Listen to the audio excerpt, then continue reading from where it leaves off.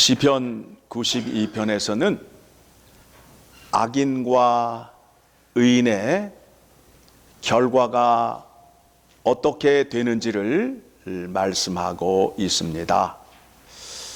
먼저 악인에 대한 결과를 말씀드리게 되면 그들은 잠시 흥황해지지만 그들은 영원히 멸망하리라 라고 말씀하고 있습니다. 여러분, 비가 오게 되면 풀이 어떻게 돼요? 쑥 자라잖아요.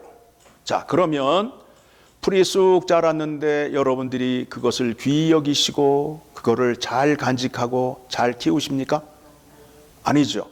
낫을 갖다 대고 베어버린 것과 같이 하나님께서 악인을 그렇게 베어버리신다는 거예요. 잘 되는 것 같지만.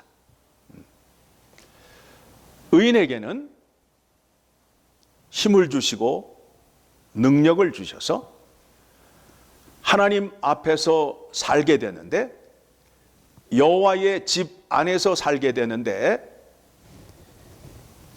12절의 말씀을 보게 되니까 같이 봅니다.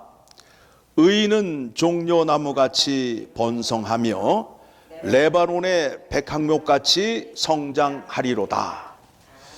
여러분, 종려나무가 어떤 나무인지 아시나요? 성경에는, 영어 성경에는 팜트리로 나오게 되는데, 우리 팜트리 우리 길에 가게 되면 보잖아요. 그런 나무처럼 생겼는데 높이가 한 4, 5m 정도가 되고, 그 다음에 그 줄기에서 열매를 맺게 되는데, 대추, 그 데이트라는 그 열매 있잖아요.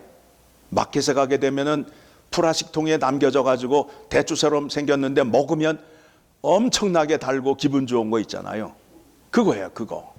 그건데 한 줄기의 열매가 수없이 많이 달려서 20kg에서 30kg가 달리는 거예요.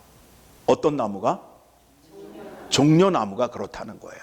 그리고 늘 푸르러 열매를 많이 맺어. 그리고 백향목과 같이 성장하리도다 라고 말씀하고 있어요. 그 백향목 보셨나요? 백향목의 수명의 길이가 2000년이래요. 2000년을 산대요. 이 백향목이 높이가 40m, 50m까지 솟아 올라간대요. 나무가 꼿꼿하대요. 그래서 건축을 할 때에 건축 자재로 백향목으로 집을 짓는다라고 성경에서 많이 소개하잖아요. 그리고 그 나무는 향이 나요. 향이 나고 늘 푸르고, 그 백향목의 둘레가 10m. 그러니까 사람 한 5, 6명이 손을 갖다 대야 그 둘레를 잴 수 있는, 그렇게 굵고 푸르고 높이 솟는 나무가 된다라는 겁니다. 종려나무와 백향목과 같이 키워주시는데 어디 안에서? 13절을 보게 되니까 같이 읽습니다. 이는 여호와의 집에 심겼으며 우리 하나님의 뜰 안에서 번성하리로다. 그러니까 하나님의 집 안에 심겨졌으니까 누가 돌보시고 누가 인도해 주신다는 거예요? 하나님이. 그러니 그 종려나무와 백향목이 잘 될 수밖에 없겠지요. 누가 그렇다고요? 의인이 그렇다는 거 아니에요. 그 사람들이 이 땅에서 어떻게 복을 받으며 살 수 있느냐 하면 14절 시작. 그는 늙어도 여전히 결실하며 진액이 풍족하고 빛이 청청하니. 여러분, 하나님의 사람 모세를 아시죠? 모세가 몇 살을 살았죠? 120살을 살았는데, 모세가 120살에 죽게 되었는데 눈이 흐려졌다, 흐려지지 않았다. 예, 120세가 돼도 안경을 쓰지 않았다는 거 아니에요. 돋보기를 쓰지 않았다는 거 아니에요. 그리고 기력이 어떡하다고요? 쇠하지 않았다라고 말하고 있어요. 우리 어르신들 소원이 그렇잖아요. 건강하게 살다가 하루 이틀 아프다가 돌아가시면 좋다는 거 아니에요. 그렇죠? 너무 갑자기 돌아가게 되면 또 떠나보내는 사람들이 너무 슬퍼해요. 그러니까 한 2, 3일 정도 병원에 계시면서 아프시게 되면 이제 이분이 돌아가실 때가 됐구나. 그러면서 마음의 준비를 하고 보내드리게 되면 보내는 자가 덜 슬프고 덜 마음이 아프기 때문에 건강하게 사시다가 그저 하루 이틀 병원에 계시다가 돌아가시면 좋을 것 같아요. 그렇죠? 누가 그렇게 죽었다고요? 모세는 하나님께 귀히 쓰임을 받은 사람이잖아요. 그렇죠? 우리 여러분에게도 그와 같은 은혜가 있어서 그렇게 사시면 좋겠습니다. 아파서 누워 계시게 되면 참 옆에서 간호하시는 분들도 힘들고 또 집 식구들 모두가 다 힘들잖아요. 하나님을 잘 섬기게 되면 이와 같은 은혜를 허락하여 주신다라고 말씀하고 있습니다. 15절의 말씀이 이제 중요합니다. 15절의 말씀, 이 일이 누구를 통하여 이루어지느냐 하면 15절 시작. 여호와의 정직하심과 바위 되심과 그에게는 불의가 없음이 선포되리로다. 자, 의인에게는 벌을 주고, 아니죠, 악인에게는 벌을 주고 의인에게는 복을 주시기 위하여 이 땅에 누가 오시는 거예요? 예수 그리스도가 오시는 거예요. 이 복을 주시기 위하여 예수 그리스도가 이 땅에 오시는 거예요. 자, 오늘이 무슨 주일이죠? 종려주일입니다. 예수님께서 이제 공생의 사역을 이제 정리하시면서 예루살렘에 입성하셔서 이제 재판을 받으시고 십자가에 죽게 되시잖아요. 예수님께서 예루살렘에 입성할 때에 많은 무리가 나와서 어떻게 찬양을 하였지요? 요한복음 12장 12절로 갑니다. 요한복음 12장 12절.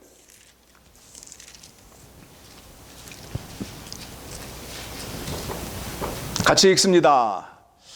그 이튿날에는 명절에 온 큰 무리가 예수께서 예루살렘으로 오신다는 것을 듣고 13절 종려나무 가지를 가지고 맞으러 나아가 외치되 호산나 찬송하리로다. 주의 이름으로 오시는 이 곧 이스라엘의 왕이시여 하더라. 뭘 들고 나갔다고요? 종려나무를 들고 나갔다는 거 아니에요. 오늘 약속한 복을 허락하여 주시기 위하여 예수 그리스도를 이 땅에 보내셨는데 그 약속을 믿고 있는 무리들이 나가서 종려나무를 흔들면서 그 영광을 구하고 있는 거예요.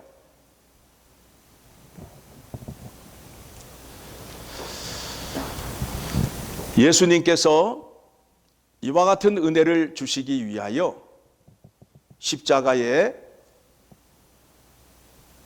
고난과 순환을 당하시고 죽음을 맞이하게 됩니다. 우리 생각에 예수님께서 십자가에 죽지 않고 우리에게 이와 같은 은혜를 줄 수 있지 않을까 하는 생각을 갖게 되는데 문제는 무엇이냐 하면 죄인은 하나님께 은혜를 받을 수 있다, 없다? 없다가 되는 거예요. 없다가 되는 거예요. 그래서 우리의 죄 사함을 위하여 우리의 죄를 대신 지시고 십자가의 죽으심으로 인하여 우리의 죄를 속량해 주시는 은혜가 있는 것은 우리가 이미 다 알고 있습니다. 그런데 성경에서 이 십자가의 길을 제자들도 가고 우리들도 가야 된다라고 말씀하고 있어요.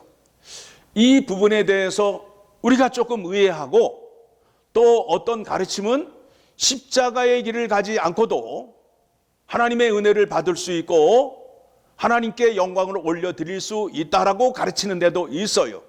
그런데 그것은 성경적인 믿음이 아니에요. 성경에는 분명히 그 길을 가야 된다라고 말씀하고 있습니다.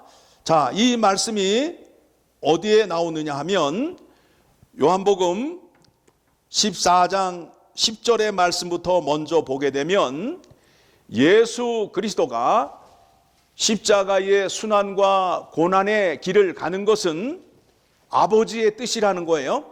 아버지가 예수 그리스도 안에 계셔서 그 일을 하신다라는 거예요. 여러분, 거기에 놀라셔야 돼요. 하나님께서 예수 그리스도 안에 계셔서 이 일을 하고 계신다라는 것에 대해서 여러분들이 깨달음을 받으시고, 자, 말씀을 보도록 하겠습니다. 예수님께서 이와 같이 말씀하시죠. 10절에 시작. 내가 아버지 안에 거하고 아버지는 내 안에 계신 것을 내가 믿지 아니하느냐. 내가 너희에게 이르는 말은 스스로 하는 것이 아니라 아버지께서 내 안에 계셔서 그의 일을 하시는 것이라. 그러니까 예수님께서 십자가의 고난의 길을 가시는데 그게 누구의 뜻이다? 하나님 아버지의 뜻이라는 거예요. 그렇죠? 예. 자, 그러면 11절 또 봅니다. 내가 아버지 안에 거하고 아버지께서 내 안에 계심을 믿으라. 그렇지 못하겠거든 행하는 그 일로 말미암아 나를 믿으라. 그러니까 지금 못 믿겠으면 예수 그리스도가 십자가에 죽으시고 부활하신 것을 보고 믿으라는 거예요. 그 일이 하나님 아버지의 일이라는 것을 확인시켜 주기 위하여 예수님께서 이와 같이 말씀하시면서, 예수님이 십자가의 길을 가셔서 십자가에서 죽으셨죠.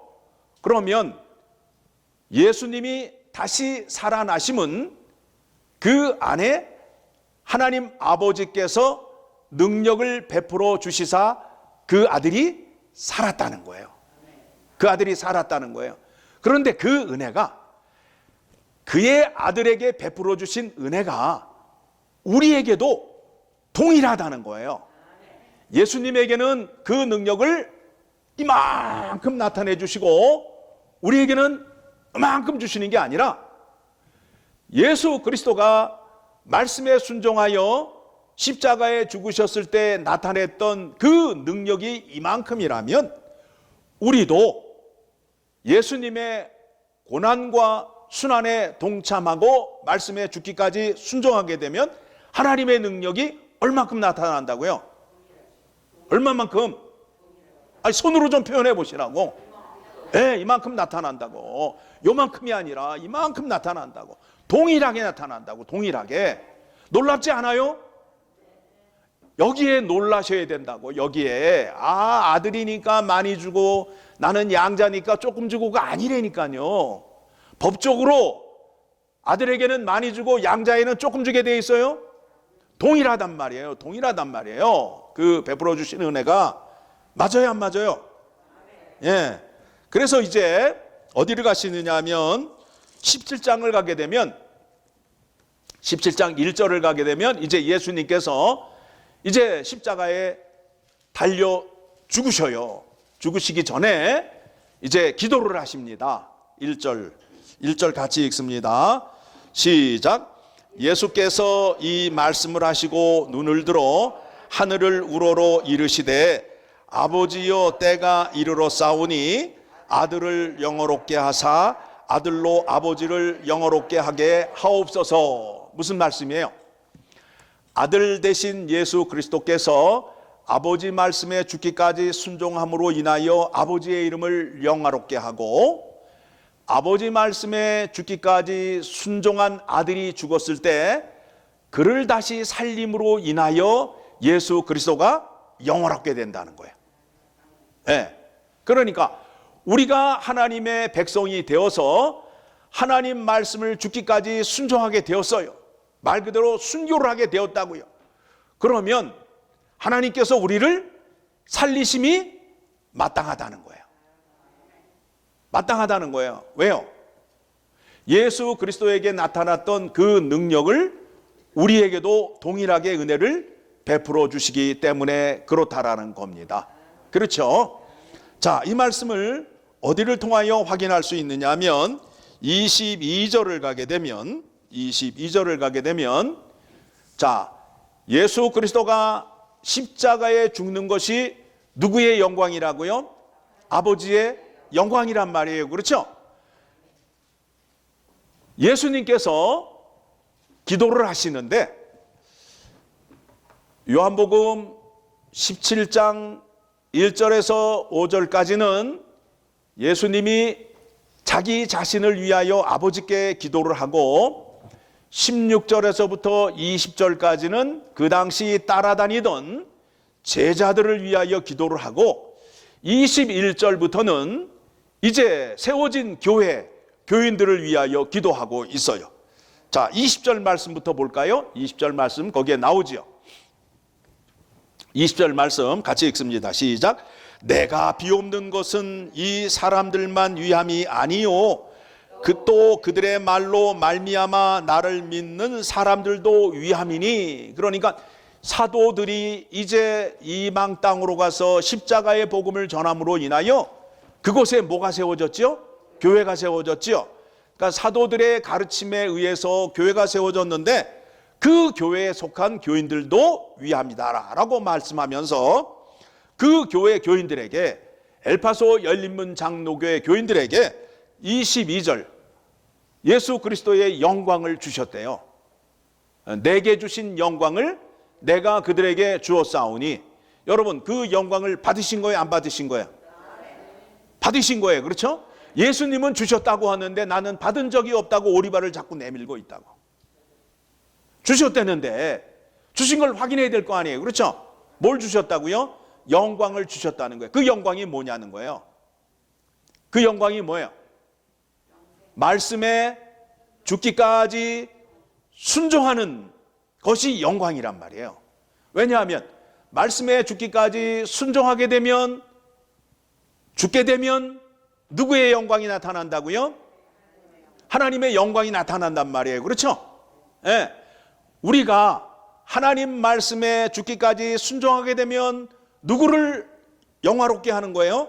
하나님 아버지를 영화롭게 하는 거고. 그렇죠? 그러면 우리가 죽기까지 순종하여서 하나님 아버지를 영화롭게 하면 죽은 우리를 아버지께서 다시 살리셔야 된다, 안 살리셔야 된다? 살리셔야 아버지의 이름이 영화롭게 된다니까요. 만약에 우리가 말씀에 순종했는데 우리를 살리지 않게 되면 하나님은 영화롭게 되지 않고 영광을 받으실 수 없다니까요. 하나님이 어떤 사람에게 영광을 받으셔요? 악인에게 영광을 받으셔요? 의인에게 영광을 받으셔요? 의인에게 영광을 받으신다고. 그러니까 하나님께서 영광을 받으시기 위해서는 악인을 뭘로 만들어야 돼요? 의인으로 만들어야 된다고. 의인이 되어야 의로우신 하나님을 찬양할 수 있잖아요. 이게 하나님이 정하신 믿음의 방식이라는 거예요. 그렇죠? 자, 22절 같이 읽습니다. 시작. 내게 주신 영광을 내가 그들에게 주었사오니 이는 우리가 하나가 된 것 같이 그들도 하나가 되게 하려 함이니이다. 그러니까 우리가 그 예수님과 하나님과 성령 하나님과 하나가 되기 위해서는 어떤 길을 가야 된다는 거예요? 죽기까지 순종하는 길. 예수님께서 고난당하시고 순환당하신 그 길을 가셔야 된다는 거예요. 그 길을 가셔야 된다는 거예요. 자, 예수님께서 조롱당하고 무시당하고 얻어맞으시고 이런 것들 다 알고 계시잖아요. 그렇죠? 예? 예. 네가 하나님의 아들이라면 하면서 그냥 얼굴에 침을 받고 때리고, 네가 선지자라면 십자가에서 내려와 봐라. 심지어는 그 사랑하는 제자 베드로에게 배신을 맞잖아요. 베드로에게 배신을 맞잖아요. 베드로가 평상시에 뭐라 그래요? 만일 주님을 해하는 자가 있다면 내가 가만두지 않겠습니다. 주님이 예루살렘에 올라가 장로들과 관원들에 의해서 해를 당하신다고요? 그런 일은 결코 있을 수 없습니다 하면서 그 예수님 옆에서 예수님을 사랑한다 고백했지만, 예수 그리스도의 십자가의 죽음 앞에서는 베드로 형님이 배신을 때렸다 안 때렸다? 때렸다 이거예요. 그러니까 예수님이 당하신 고난과 순환에 있어서 우리가 당하는 것보다 훨씬 더 크단 말이에요. 훨씬 더 크단 말이에요. 그러니까 예수님이 당한 그 고난과 순환에 비하면 우리가 당하는 것은 그거는 아무것도 아닌 거예요. 그 인간이 속썩이는 거 괜찮은 거 아니에요. 그렇죠? 고난주간에 묵상을 하시는데 그와 같은 묵상을 하시는 거예요. 아, 예수님이 고난의 길을 가셨대. 어유 슬퍼라 흑흑흑 하지 마시고 어떤 고난을 당하셨는지, 하나님이 이 땅에 오셨는데 그 택한 백성들 이스라엘 사람들이 뭐라 그래요? 이 사람은 귀신의 아들이다. 저 이방인 사람이다. 우리하고 상종하지 못할 사람이다 라는 조롱을 당했다고요. 그런 조롱을 당하시면서 누구의 뜻에 순종하셨다고요? 아버지 뜻에 순종하셨다고요. 우리는 조금만 자존심이 상하고 누가 조금만 나에게 뭐라 그러면은 나를 뭘로 보고 내가 순하고 말을 잘 들었더니 양인 줄 알아? 양털을 벗어버리고 나 늑대야 하고 나타나잖아. 예수님이 가신 그 길을 생각하게 되면 누가 나를 비방하고 나를 향하여 공격을 한다 할지라도 묵묵히 참을 수 있는 믿음이 생긴다라는 겁니다. 예수님이 가신 그 고난과 순환의 길을 우리도 갈 수 있을까요? 없을까요? 있어요. 왜 그렇죠? 내가 구원을 받아 누구와 연합이 되었기 때문에, 예수 그리스도와 연합이 되었기 때문에 예수 그리스도께서 고난과 순환당한 그 능력을 나에게 공급해 주시면 내가 이 땅에 살면서 어떠한 환경이 오더라도 하나님을 부인하지 않는 자리로 나아가잖아요. 그렇게 보여준 사람들이 누구예요? 예수님의 제자들이잖아요. 그래서 예수님이 십자가에 죽으시고 제자들도 십자가에 죽었고 그 후에 나오는 사람들도 하나님을 부인하지 않고 십자가에 죽은 것을 우리가 역사를 통해서 알 수 있고, 우리 대한민국 일제강점기 6.25 전쟁을 통해서 믿음을 지켰던 믿음의 선조들이 있지요. 그 앞에서, 총 앞에서 하나님을 부인하지 않고 예수 그리스도를 부인하지 않고 죽었던 그 목사님들, 신앙의 선조들이 있잖아요. 그 사람들이 그런 믿음과 신앙을 지킬 수 있었던 것은 누구에게 능력을 받아서 그렇게 할 수 있었다고요? 예수 그리스도에게. 예수 그리스도가 하늘과 땅의 모든 권세를 다 가지시고 그 권세를 우리에게 줌으로 인하여 우리가 그와 같은 자리로 나아갈 수 있어요. 그들의 믿음 자세는 뭐예요? 네가 총을 쏴서 내 육체를 죽일지언정 내 영은 죽이지 못한다라는 믿음으로 나아가는 거예요.